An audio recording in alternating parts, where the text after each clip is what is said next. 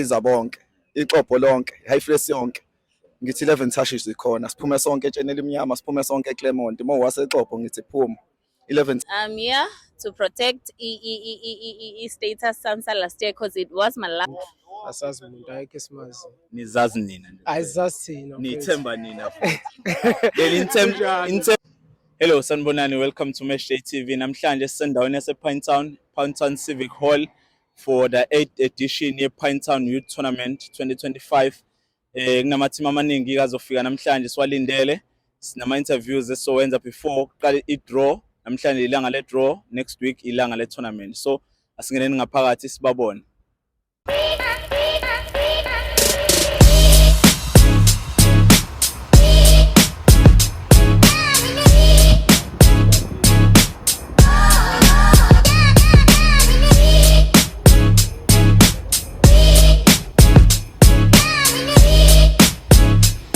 Matchday TV before i-draw iqale of i-Pinetown Youth Tournament SE Sithole Foundation sinomunye wabahleli be-tournament ozosichazela kabanzi nge-tournament kanye ne-draw ukuthi izohamba kanjani nabakulindele kulonyaka nama-surprises and izinto abazihlelile ukuthi bazihlele kanjani for i-tournament ya this year. Mfethu siyabonga isikhathi sakho socela uzithule usithulele ne-tournament isiyonke nje.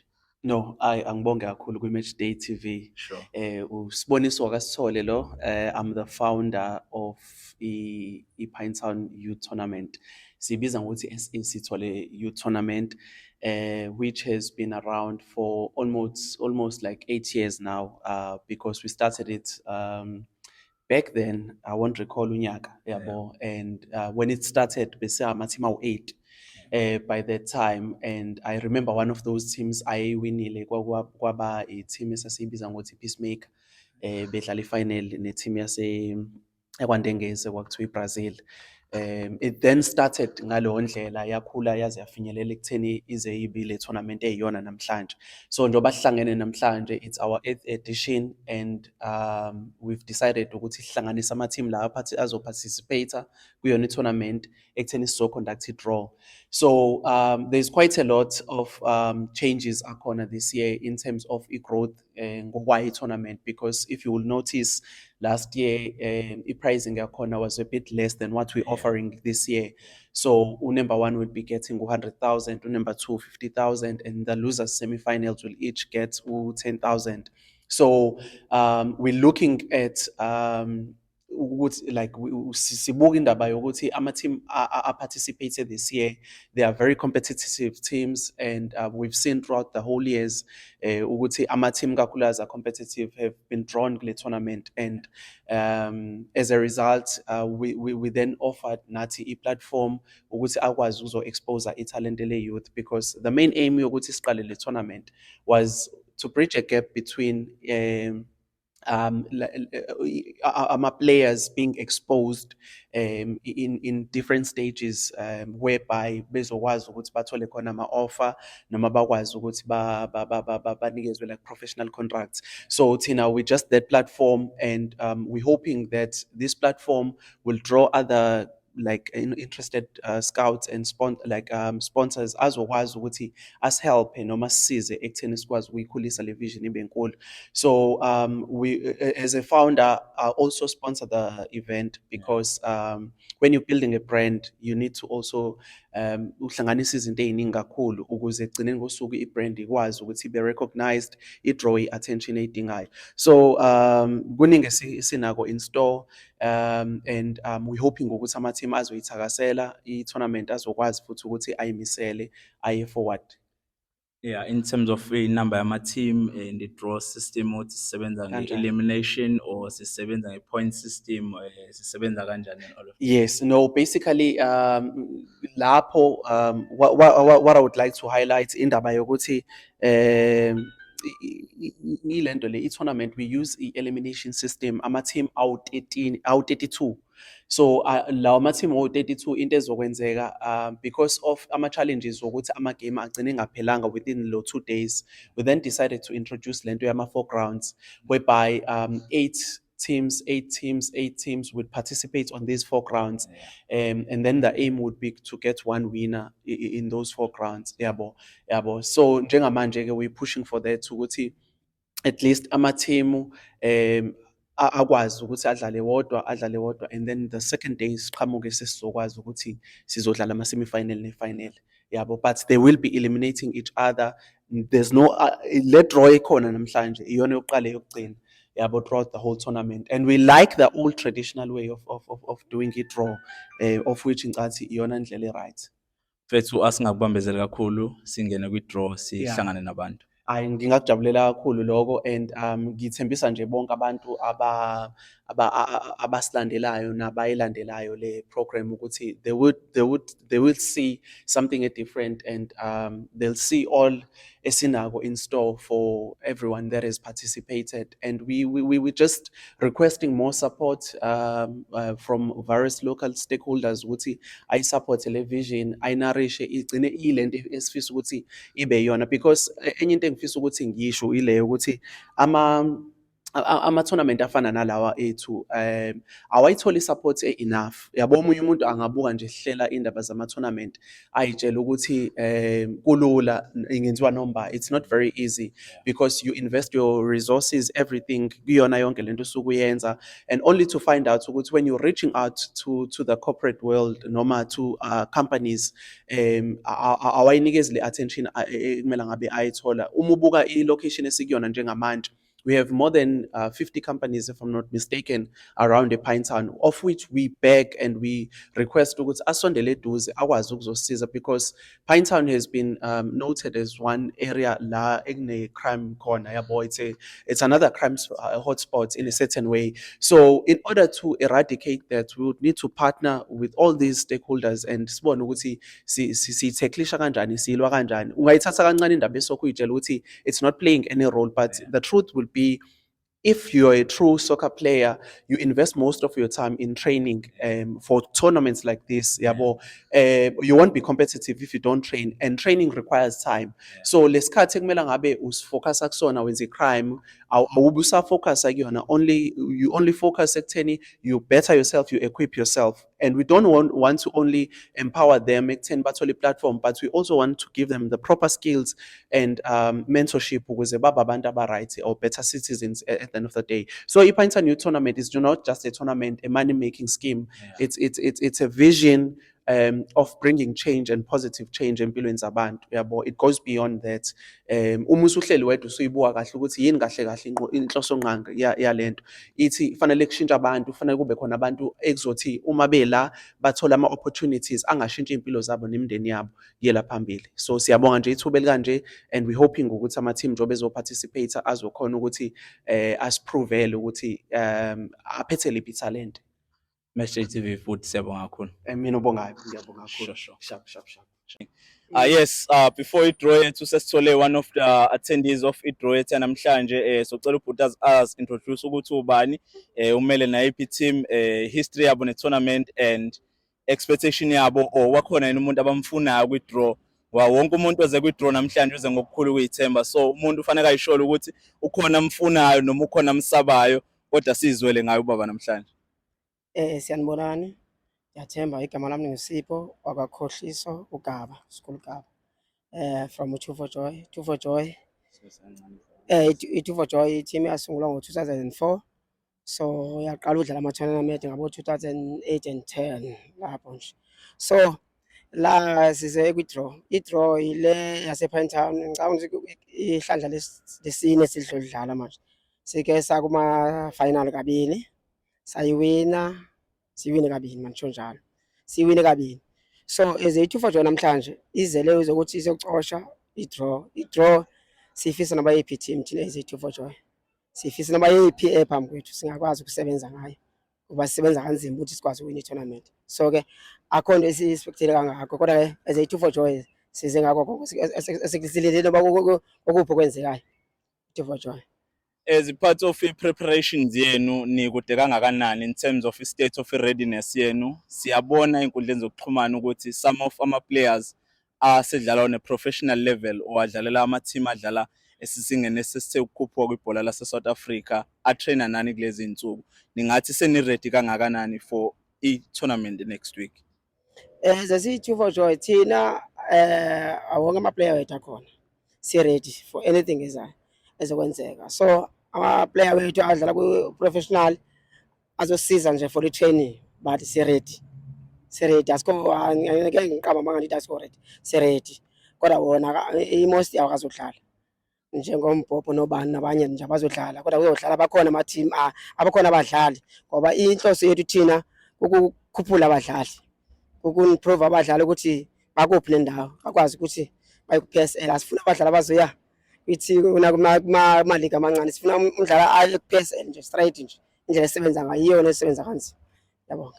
In terms of i-youth as ukhuluma ukuthi ni-developer abadlali, in terms of i-youth abadlali nabo, in terms of average age mhlambe ne-development ninayo, i-structure sensimi kanjani? For i-youth is now under 19 yoma under 21 siyawuhlanganisa sijima nawo nakukhaba kwadlala so saphuma kuma-semi-final under 21. So nakule tournament le inkulu sizoyidlala sinabadlali abazobasebenzisa abangu-6 just for babonakale nabo kodwa sibasebenzisa abadlali aba-over 35 sisebenza under kwi-tournament enkulu kodwa sibe nabo abadlali abangu-6 asibasebenzisa for i-tournament sikwazi ukuthi babe kwi-stage babone ngamanye ama-team amakhulu. Two for Joy ifika kusiphi stage kule tournament this year?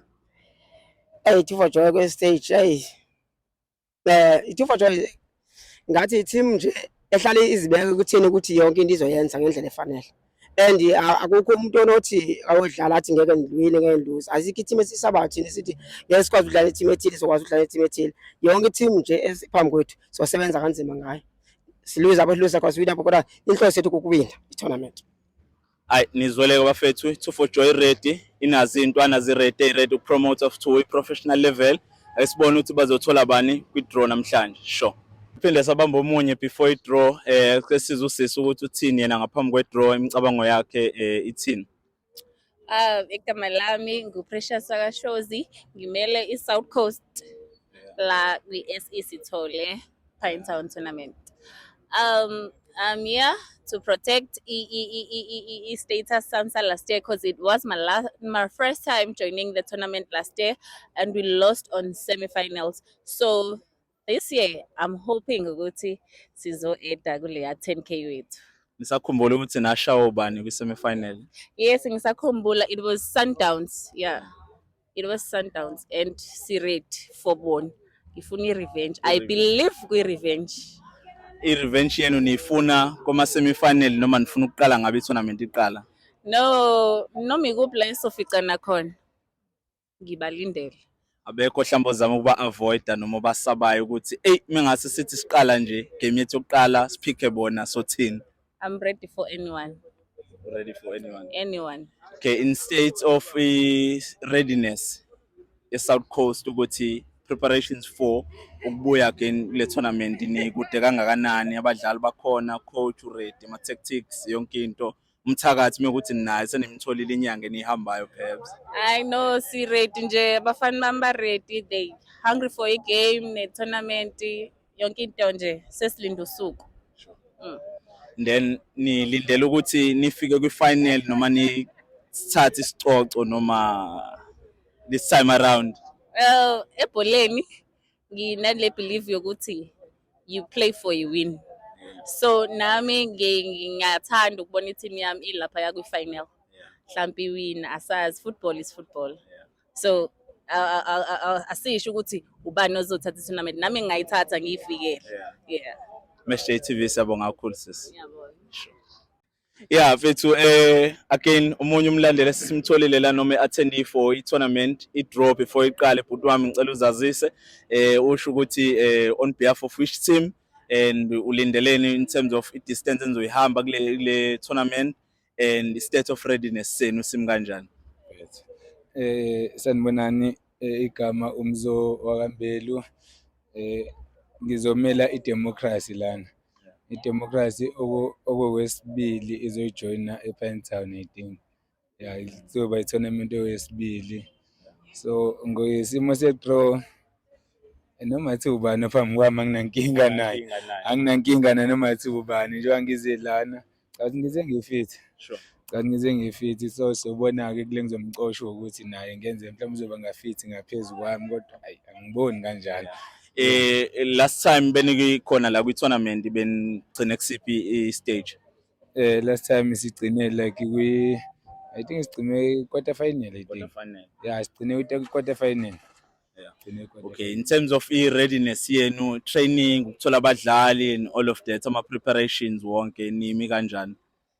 Ya ngasho ngithi abadlali bona bakhona abazobonakala. Sure. Bakhona abazobonakala yize noma abanye bezobe beqala ukubonakala endaweni efana nalezi. So kufana nezingane ezincane ezobe zikhona ezimbalwa nje ezingatheni yabo. Abekho enibasabayo? Hayi kwamanje nayi angisabi umuntu mina. Ngisabi umuntu ungakofiki kuyena. Ngeke ngimsabe ngingakofiki kuyena until ngifike ngibambele then emva la sengabuye ngibone ukuthi ngiyamsaba yini emva kwalokho. Yebo. Sure. Mesh JTV siyabonga kakhulu futhi. Okay, hayi ngibonge. Sure. Correct. Mesh JTV before i-draw Pinetown Youth Tournament 8th edition sesitholane nobaba la uzosithola ukuthi uphuma kiphi team ubani igama state of readiness sabo for i-tournament nanokuthi ke bayilindele ukuthi bagadle baze bafike phi kulonyaka kule tournament. Baba siyabonga isikhathi sakho sicela uzazise usho nokuthi uphuma phi nanokuthi ku-tournament ulindeleni kulonyaka. Mfowethu ngibonga kakhulu but engizozazisa ngumxolisi ngumpress wakhona eXhobo eHighflat. Ngizomela 11 Tashes ekhona kule tournament. Abaningi bayayazi ke 11 Tashes itheki lonke liyayazi. Sike safika kuyona le tournament ngonyaka odluli nakuloya asikaze senze kahle. Yeah.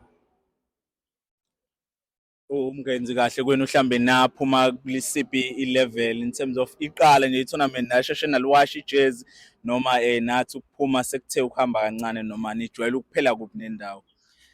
Kona asibona abantu bhuti abavame ukusheshe baphume. Asivamile ukusheshe siphume kodwa siyenza kahle kwezinye indawo ngoba ngisho ukuthi abantu abaziwayo nombani uyazi nala ePinetown njengoba sikhona nombani uyazi ukuthi khona 11 Tashes namanje sikhona. Sizimisele ngokuthi sifike kuma final njenge 11 Tashes okuyiyona into edume ngayo ukufika endaweni emali. Bonke abalandeli base South Coast ngiyababiza bonke iXhobo lonke Highflat yonke ngithi 11 Tashes zikhona siphume sonke etsheni elimnyama siphume sonke eClermont uma waseXhobo ngithi phuma 11 Tashes ila izonimela niyiXhobo niyiHighflat.